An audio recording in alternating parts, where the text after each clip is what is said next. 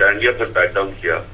अगर तो Asif Zardari back down नहीं करेंगे, और मुझे यूसुफ रजा पे बड़ा मैं ताजुब हो रहा है कि वो क्यों नहीं इस वक्त एक अपने आप को असर्ट करते, एक लीडर बन के निकलते, एक मुल्क पाकिस्तान पीपल्स पार्टी को भी बचाए, जमहूरियत को मजबूत करे। वो आपने देखी आज उनकी शक्ल मीडिया के सामने जब गिलानी साहब आए थे, आपने उनकी देखी बॉडी लैंग्वेज इमरान टीवी? मुझे बहुत प्रेशर में लग रहे थे, बहुत बुरे साफ जाहिर आ रहा था कि वो प्रेशर में फंसे हुए हैं। मतलब नवाज शरीफ ने कहा कि मुझसे एक रात पहले वो मिले तो उन्होंने कहा कि जी कुछ भी नहीं होगा, बिल्कुल ठीक होंगी जजेस की समरी, अटॉर्नी जनरल को भी नहीं पता, वजीर आजम को भी नहीं पता, और अगले दिन की सब कुछ हो गया। तो वजीर आजम फिर भी हिम्मत है कि वो मीडिया के सामने आ गए, मैं तो दाद देता हूँ उनकी। लेकिन डॉक्टर साहब ये पहली दफा तो नहीं हुआ।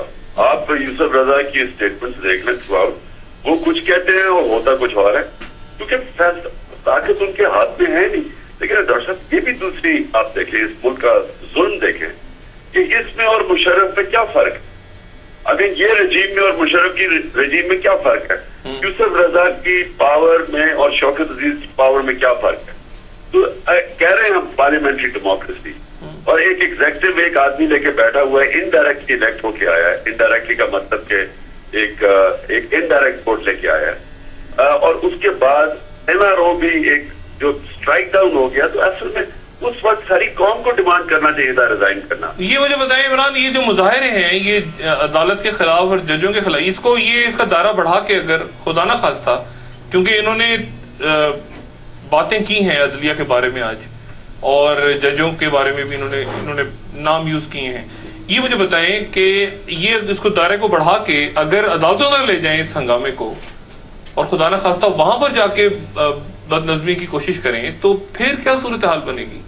फिर तो अदालत, फिर तो बिल्कुल अदालतें अगर 190 आर्टिकल को इन्वोक करके फौज को दावत देती है, तो ये जिम्मेदारी आसिफ जरदारी की होगी। पाकिस्तान की जमहूरियत को नुकसान पहुंचाने में इनकी जिम्मेदारी होगी। इमरान बहुत शुक्रिया, इंशाल्लाह आपसे बात होगी। खवातीन और एक छोटा सा वक्फे के बाद सीनियर तज्जियाकार हारून